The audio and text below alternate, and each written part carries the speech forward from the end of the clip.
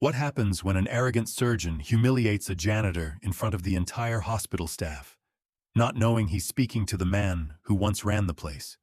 It was 6:47 a.m. on a Tuesday morning at St. Mary's Medical Center in Chicago when Dr. Marcus Webb strutted through the main corridor, his white coat pristine and his ego even brighter. The early morning light streamed through the tall windows, casting long shadows across the polished floors that reflected the bustling energy of a hospital coming to life. Marcus had just finished a successful surgery, a complex cardiac procedure that had lasted 6 hours, and was riding high on the adrenaline of saving another life. His surgical skills were undeniable, his hands steady, his knowledge extensive. But success had bred something ugly in Marcus Webb, an arrogance that poisoned every interaction he had with people he deemed beneath him. Marcus moved through the hospital like he owned it, his expensive Italian leather shoes clicking against the tile with the rhythm of someone who believed the world revolved around him. He nodded curtly at nurses who had been working double shifts, barely acknowledged the residents who looked up to him for mentorship, and completely ignored the support staff who kept the place running 24 hours a day, 7 days a week. In Marcus's mind, there was a clear hierarchy in the hospital, and he sat firmly at the top, looking down at everyone else through the lens of his own superiority. Dr. Webb had always been this way, even back in medical school. His classmates remembered him as the student who corrected professors not to learn, but to show off. The one who made study groups unbearable with his condescending explanations. The one who treated nurses like secretaries and patients like inconveniences. But Marcus was brilliant. There was no denying that. His surgical success rate was among the highest in the hospital. His diagnostic skills were sharp, and his knowledge of cardiac medicine was encyclopedic. Hospital administrators tolerated his attitude because he brought prestige to St. Mary's. Patients requested him specifically because his reputation preceded him. But the cost of his excellence was measured in the morale of everyone who had to work alongside him. As Marcus rounded the corner near the cardiac wing, the same wing where he performed most of his procedures, he nearly tripped over a yellow wet floor sign that had been carefully placed to warn people of the freshly mopped surface. His expensive leather shoes skidded slightly on the damp tile, and his perfectly styled hair caught a few droplets of cleaning solution that hung in the air. For a man who prided himself on control and precision, this momentary loss of balance was infuriating.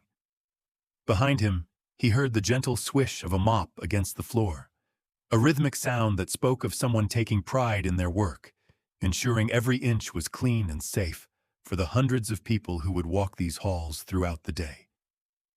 "Watch where you're putting those signs," Marcus snapped, whirling around to face the person responsible for his near stumble. His voice carried the sharp edge of someone used to having his complaints taken seriously, someone who expected immediate deference from anyone in his path. Standing there, holding a well-worn mop with hands that showed the calluses of honest work, was an elderly black man. He appeared to be in his late 60s, with silver-gray hair that was neatly trimmed despite his modest circumstances. His eyes, kind and patient behind wire-rimmed glasses that had seen better days, held the quiet dignity that comes from a lifetime of service to others. His navy blue custodial uniform was clean, but showed the wear of countless shifts, countless hours spent ensuring that this hospital remained a place of healing and hope. The fabric was faded in places, the edges frayed, but it was worn with pride. His name tag, slightly crooked but carefully pinned to his chest, read Samuel, and beneath it, in smaller letters, Environmental Services. Samuel had been mopping these same floors for the past 3 years, arriving every morning at 6 a.m. sharp, never missing a day, never complaining about the early hours or the physical demands of the job. To most people who passed him in the hallways, he was invisible, just another member of the support staff who kept the hospital functioning behind the scenes. They saw the uniform and made assumptions. They saw his age and dismissed his relevance. They saw his race and applied their biases. But they never saw the man himself, never took the time to understand that Samuel Washington carried within him a lifetime of experiences that would have humbled anyone who bothered to learn his story. "I apologize, Doctor," Samuel said softly, his voice carrying the weight of someone who had learned through decades of experience that sometimes it was easier to apologize than to argue, easier to absorb someone else's anger than to risk escalating a situation that could cost him his job. His tone was respectful, but not subservient, professional, but not fearful. "I'll be more careful with the placement." Marcus looked Samuel up and down with the calculating gaze of someone sizing up an opponent, though in his mind, there was no contest here. Something about the man's calm response irritated him even more than the near fall had. He was used to people scrambling to please him, showing obvious fear or at least heightened anxiety when he expressed displeasure. He was accustomed to stammered apologies and promises to do better. But Samuel's response was measured, thoughtful, almost professional. It carried a quality that Marcus couldn't quite identify, something that suggested depth and experience. This irritated him immensely, though he couldn't articulate why. "You'll be more careful?" Marcus repeated, his voice dripping with sarcasm as he stepped closer to Samuel, using his height advantage to loom over the older man. "Do you have any idea how important the work is that happens in this hospital? Do you understand that one slip, one fall could mean the difference between life and death for someone? Do you comprehend the level of responsibility that the medical professionals in this building carry every single day?" Samuel nodded slowly, his expression remaining calm despite the obvious aggression in Marcus's tone. "Yes, sir. I understand the importance of what happens here." By now, other staff members had begun to notice the exchange. Two nurses, Jennifer Hassan and Maria Rodriguez, paused their conversation near the nurses' station, their voices trailing off as they recognized the familiar sound of Dr. Webb's confrontational tone. A resident named David Kim, carrying a stack of patient files that represented hours of careful documentation, slowed his pace as he passed, sensing tension in the air. A few orderlies stopped pushing their supply carts, instinctively understanding that they were witnessing something significant. Even a security guard, making his routine morning rounds, paused to observe from a respectful distance. The morning shift was just beginning, and word of Dr. Webb's confrontations had a way of spreading quickly through the hospital's informal communication network. Everyone had stories about Marcus, residents who had been dressed down in front of patients, nurses who had been blamed for things beyond their control, support staff who had been treated like they were invisible or, worse, like they were obstacles to be overcome. But there was something different about this encounter, something that made people stop and pay attention rather than hurrying past to avoid becoming targets themselves. Marcus noticed his growing audience and seemed to relish it. This was his chance to make an example, to remind everyone of the natural order of things in his world. He believed firmly in hierarchy, in the idea that education and professional success created clear lines of authority that should never be questioned. In his mind, he was about to deliver a lesson in respect and proper behavior that would benefit everyone watching. "Do you, though?" Marcus continued, his voice rising slightly as he stepped even closer to Samuel, close enough that the older man could smell the expensive cologne that Marcus wore to mask the antiseptic smell that clung to all hospital workers. "Do you really understand? Because understanding requires education. It requires years of rigorous study, medical training, the ability to grasp complex concepts that, frankly, someone in your position might find challenging to comprehend." The cruelty in his words was unmistakable now. Dr. Hassan felt her stomach turn as she watched the scene unfold. She had been on the receiving end of Dr. Webb's condescension before, most residents had. But this was different. This was personal in a way that went beyond professional criticism.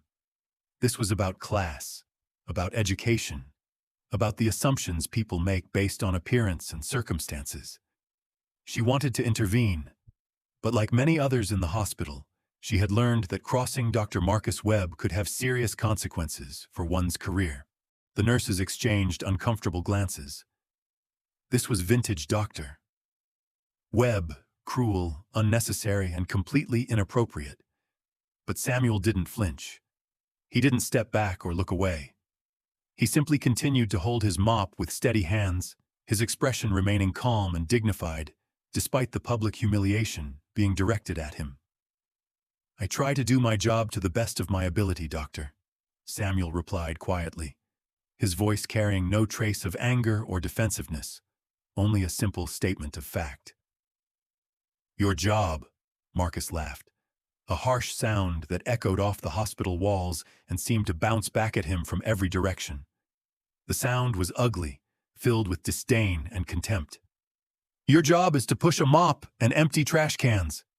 Let's not pretend there's any intellectual component to what you do here. Let's not act like your work requires any kind of complex thinking or decision-making. You're here to clean up after the people who actually matter, the people who actually save lives." Dr. Hassan, who had been watching from the nurses' station with growing discomfort, felt something inside her snap. She had witnessed Dr. Webb's arrogance countless times, but this display of cruelty toward a man who was simply doing his job crossed a line that she couldn't ignore. "Actually," Dr. Hassan interjected, walking over with determined steps, her voice carrying the authority of someone who had decided that staying silent was no longer an option. "Samuel does much more than—" "Did I ask for your input, Hassan?" Marcus cut her off sharply, whirling around to face her with the same aggressive energy he had been directing at Samuel. His eyes flashed with anger at being interrupted, at having his authority questioned in front of an audience. "I'm trying to have a conversation with—" He paused dramatically, turning back to Samuel with theatrical emphasis. "What's your name again?" "Samuel, sir." "Right, Samuel." "Tell me, Samuel," Marcus continued, his voice taking on the tone of a prosecutor cross-examining a witness. "What's the highest level of education you've completed? High school? Maybe some community college courses? Or did you skip all that formal learning and go straight to mastering the fine art of floor maintenance and waste management?" The cruelty in Marcus's voice was unmistakable now. Every word was chosen to wound, to diminish, to reduce Samuel to nothing more than the stereotypes that Marcus carried in his head. This wasn't about the wet floor sign anymore. It never had been. This was about power, about putting someone in what Marcus considered their proper place in the social hierarchy. This was about a successful surgeon asserting his dominance over someone he viewed as fundamentally lesser, fundamentally unworthy of basic human respect. The gathered staff shifted uncomfortably, some looking at their feet, others exchanging glances that communicated their shared embarrassment at witnessing such a display. But no one seemed to know how to intervene without risking their own careers, their own standing in the hospital's complex social and professional structure. Samuel was quiet for a long moment, studying Marcus's face with those kind, patient eyes that had seen so much over the decades. When he finally spoke, his voice was steady and measured, carrying a quality that made everyone in the corridor lean in slightly to hear what he would say. "I have a medical degree from Johns Hopkins University," Samuel said simply, his words falling into the corridor like stones dropped into still water. "I completed my residency in internal medicine at Massachusetts General Hospital, followed by a fellowship in cardiology at Cleveland Clinic. I spent 32 years practicing as a physician, including 15 years as chief of medicine at this very hospital, St. Mary's Medical Center." The corridor fell completely silent. The only sounds were the distant hum of medical equipment, the soft ping of elevator doors opening somewhere down the hall, and the barely audible whisper of the ventilation system circulating air through the building. You could have heard a pin drop. The gathered staff stared in shocked silence, their minds struggling to process what they had just heard. Dr. Hassan's mouth fell open slightly, her eyes widening as the implications of Samuel's words sank in. The nurses at the station stopped pretending to work and turned to stare openly. Even the orderlies, who had been trying to look busy while listening to the confrontation, froze in place with their hands still on their supply carts. Marcus blinked rapidly, his arrogant smile faltering for just a moment as his brain tried to process information that didn't fit with his assumptions. Then he recovered, letting out another harsh laugh that sounded forced and uncertain. "Right," he said, his voice carrying less conviction than before, but still dripping with disbelief. "And I suppose you also performed brain surgery on the weekends? Come on, old man. If you're going to make up stories, at least make them believable. Chief of Medicine? At St. Mary's? That's quite a fantasy you've constructed for yourself." But Samuel wasn't done. With the same steady movements he had used while mopping, he reached into his uniform pocket and pulled out a worn leather wallet that had clearly seen many years of use. The leather was soft and creased from being handled countless times, and when he opened it, it revealed not just the usual collection of cards and identification, but memories carefully preserved. From the wallet, he extracted a small, faded photograph that had been protected by a clear plastic sleeve. The edges were slightly worn, but the image was still clear. He held it out to Marcus with the same gentle dignity he had maintained throughout the entire confrontation. "That was taken at the hospital's 50th anniversary celebration," Samuel said quietly, his voice carrying the weight of memory and truth. 15 years ago. I'm the one cutting the ribbon at the dedication of the new cardiac wing. The same wing we're standing in right now. The same wing where you perform most of your surgeries, Dr. Webb." Marcus took the photograph with hands that were no longer quite steady. His eyes scanned the image, and as he processed what he was seeing, his face began to change. The color drained from his cheeks, and his expression shifted from skeptical amusement to dawning recognition and horror. The picture showed a younger version of Samuel, perhaps in his early 50s, dressed in an expensive tailored suit that spoke of success and professional respect. He was standing next to the hospital's board of directors, a group of distinguished men and women in formal attire. In his hands were large scissors, poised to cut through a red ribbon that stretched across the entrance to what was clearly a new section of the hospital.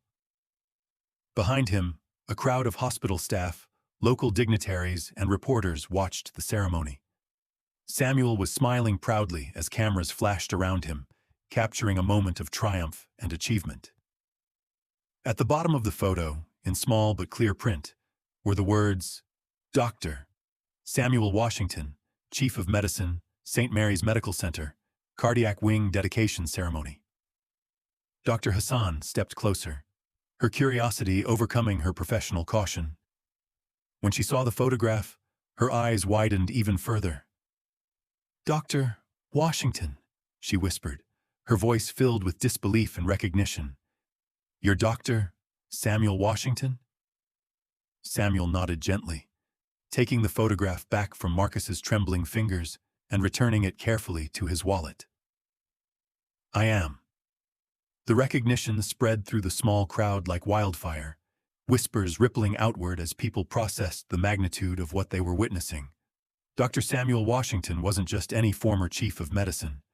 He was a legend at St. Mary's, a name that was still spoken with reverence in medical circles throughout Chicago and beyond. During his tenure as chief of medicine, St. Mary's had received numerous awards and accreditations. The hospital had been recognized for excellence in cardiac care, patient satisfaction, and medical education. Under Dr. Washington's leadership, the mortality rates had dropped significantly, patient outcomes had improved across all departments, and the hospital had become a sought-after destination for medical residencies and fellowships. But more than his administrative achievements, Dr. Washington had been known for his mentorship of young doctors. He had guided hundreds of medical students, residents, and fellows through their training, always with patience, wisdom, and an unwavering commitment to both medical excellence and human compassion. His office had been a sanctuary for struggling students. His guidance had launched countless successful careers, and his research had been published in the most prestigious medical journals. Dr. Washington had been particularly renowned for his groundbreaking work in cardiac rehabilitation and his innovative approaches to post-operative care. His protocols were still being used not just at St. Mary's, but at hospitals across the country. He had been invited to speak at medical conferences around the world, had served on numerous professional boards, and had been recognized with every major award in his field. His sudden retirement 15 years ago had been the subject of much speculation and sadness throughout the medical community. He had been at the peak of his career, respected by colleagues, beloved by staff, and still young enough to continue practicing for many more years. His departure had left a void that many felt had never been properly filled. Marcus stared at the wallet where the photograph had disappeared, then at Samuel's face, then back at the wallet. His mouth opened and closed repeatedly, but no sound emerged.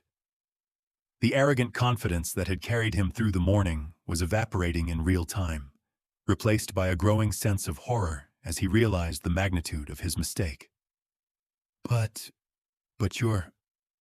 Marcus stammered, his voice barely above a whisper. I'm a janitor, Samuel finished for him, his voice gentle but firm. Yes, I am. After I retired from medicine, I found that I missed this place. Not the administrative responsibilities or the long hours of surgery, but the essence of what happens here. I missed being around healing, around hope, around the daily miracles that occur in hospitals like this one. He paused, looking around at the corridor, at the gleaming floors he had just been mopping, at the faces of the staff members who were listening to every word. When my wife Eleanor passed away 2 years ago after a long battle with cancer, I found myself with too much time and too many memories. I needed something to keep me busy, something meaningful, something that would let me contribute to a place that had given me so much joy and purpose throughout my career. So I applied for a custodial position. Samuel's voice carried no bitterness, no self-pity, only the quiet acceptance of someone who had made peace with life's changes and challenges. I could have sat at home, living on my pension and my savings, playing golf and watching television. But that felt like giving up, like surrendering to old age and loneliness. I wanted to stay connected to the work of healing, even if my role had changed. I wanted to contribute to the mission of this hospital in whatever way I could. He gestured to the mop in his hands, holding it with the same respect another doctor might hold a stethoscope. There's dignity in all honest work, Dr. Webb. I learned that a long time ago, but perhaps I understood it more deeply after I started working here in this capacity. The person who keeps these floors clean and safe is just as important as the person who performs surgery on them. The person who empties the trash cans is contributing to the healing environment just as much as the person who prescribes medications. We're all part of the same mission here, all working toward the same goal of helping people heal and recover. Dr. Hassan was the first to break the stunned silence that followed Samuel's words. Dr. Washington, I had no idea you were working here. I've read your research on cardiac rehabilitation protocols. Your work on post-operative care management is still being used throughout our department. The Washington Protocol for Patient Recovery is named after you. Samuel smiled gently, the same warm smile that had comforted countless patients and encouraged countless young doctors over the years. I'm glad to hear it's still helpful. That research came from years of observing what actually worked for patients, not just what looked good in textbooks. Other staff members began to gather around, word traveling fast through the hospital's informal communication network. The story was spreading like wildfire. Dr. Samuel Washington, the legendary chief of medicine, was working as a janitor in his former hospital. Nurses, doctors, technicians, and administrators were all finding reasons to walk by the cardiac wing, hoping to catch a glimpse of the man who had become something of a myth in the years since his retirement. Marcus stood frozen in the middle of it all, still holding on to the reality he had believed just minutes before. A reality where he was the important one, the educated one, the one deserving of respect and deference. But that reality was crumbling around him as he began to understand not just who Samuel was, but what his own behavior revealed about his character. The faces around him weren't looking at him with the respect and admiration he was used to receiving. Instead, he saw disappointment, disgust, and in some cases, barely contained anger. These were people who had worked alongside him for years, people who had witnessed his arrogance and cruelty, people who were now seeing him revealed as someone capable of publicly humiliating a man who deserved nothing but respect and gratitude. Dr. Rodriguez, one of the nurses who had been watching from the beginning, stepped forward. "Dr. Washington, I remember when you helped my daughter get into the pre-med program at Northwestern. You wrote her a recommendation letter and spent hours mentoring her. She's a resident now at University of Chicago Medical Center." Samuel's eyes lit up with genuine pleasure. "Maria's daughter, yes. How is she doing? I remember she was particularly interested in pediatric medicine." "She's doing wonderfully, thanks to your guidance and encouragement." As more people approached with their own stories of how Dr. Washington had touched their lives, Marcus began to understand the full scope of his humiliation. He wasn't just being embarrassed in front of his colleagues. He was being revealed as someone who had shown profound disrespect to a man who had dedicated his life to service, mentorship, and healing. Finally, Marcus found his voice. "Dr. Washington," he said, his voice barely above a whisper, "I sincerely apologize. I was completely out of line. I had no right to speak to you that way." Samuel studied Marcus's face for a moment, his kind eyes showing neither triumph nor anger, only the patient consideration of someone who had learned to see beyond surface appearances and immediate reactions.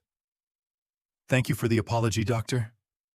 Webb," Samuel said quietly.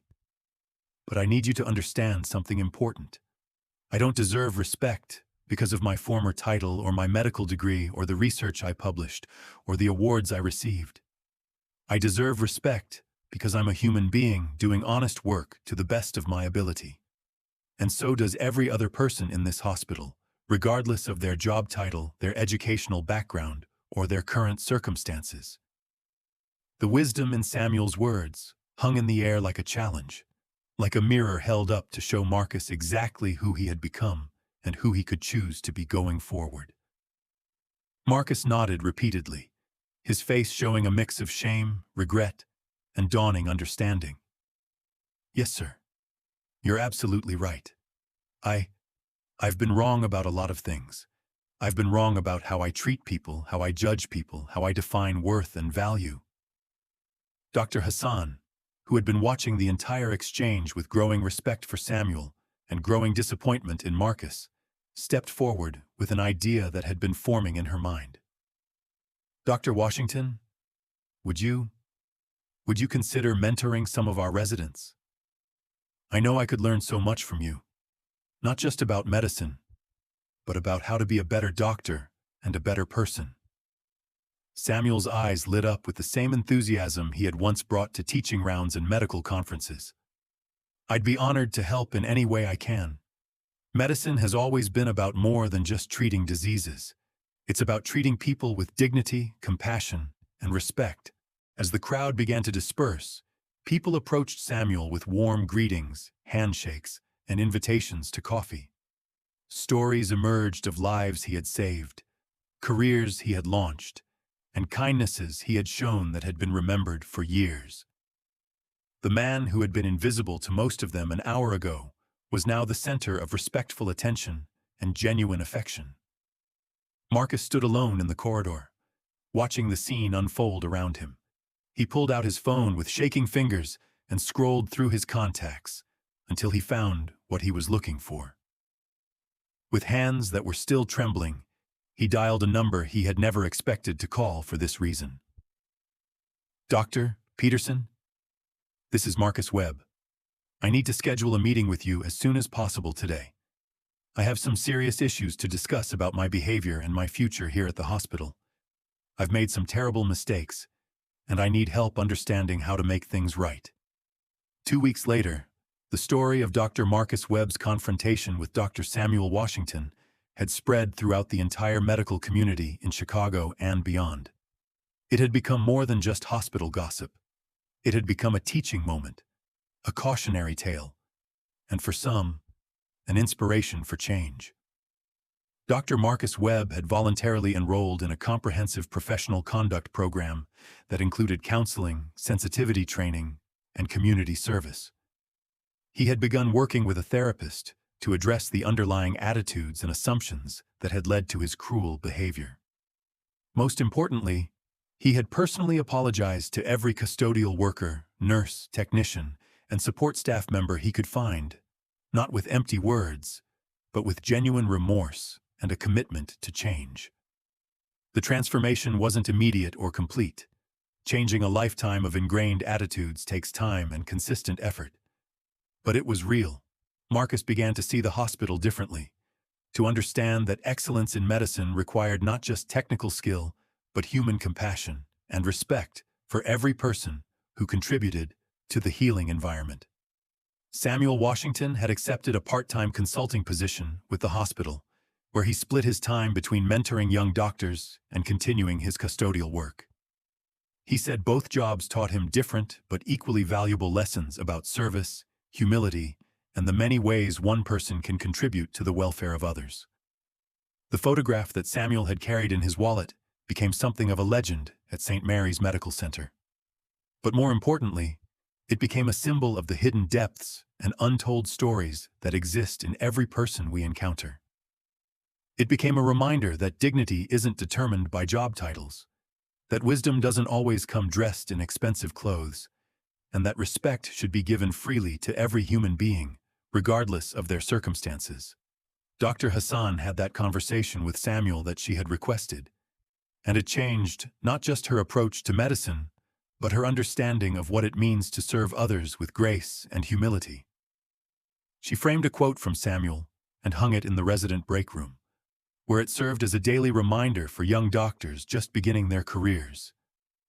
There's dignity in all honest work. We're all part of the same mission here.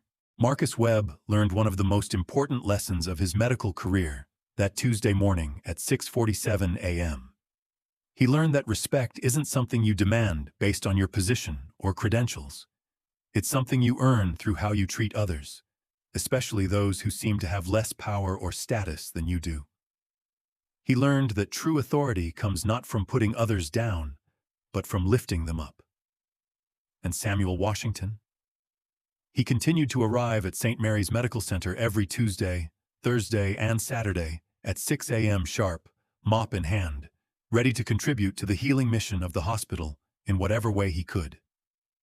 He brought the same dedication to his custodial work that he had once brought to surgery and patient care, understanding that every job done with integrity and compassion contributes to something larger than oneself. The wet floor signs were never misplaced again, but more importantly, the floors of St. Mary's Medical Center became a place where every person who walked them was seen as valuable, worthy of respect, and deserving of dignity. This story reminds us that we never truly know the person standing in front of us. Behind every uniform, every job title, every simple interaction is a human being with a history, experiences, wisdom, and stories that might surprise us, inspire us, or humble us. The moment we judge someone based on appearances, assumptions, or stereotypes, we risk missing out on incredible opportunities to learn, grow, and connect with another person's humanity. Have you ever misjudged someone based on their appearance or occupation, only to discover they had an amazing story that changed your perspective completely? And what assumptions do people make about you that might be completely wrong, based on how you look or what you do for work? If this story opened your eyes to the power of treating everyone with dignity and respect, subscribe to our channel for more stories that remind us of our shared humanity. Because everyone has a story worth knowing, every person deserves to be seen for who they truly are, rather than what they appear to be. And sometimes the most profound wisdom comes from the most unexpected sources.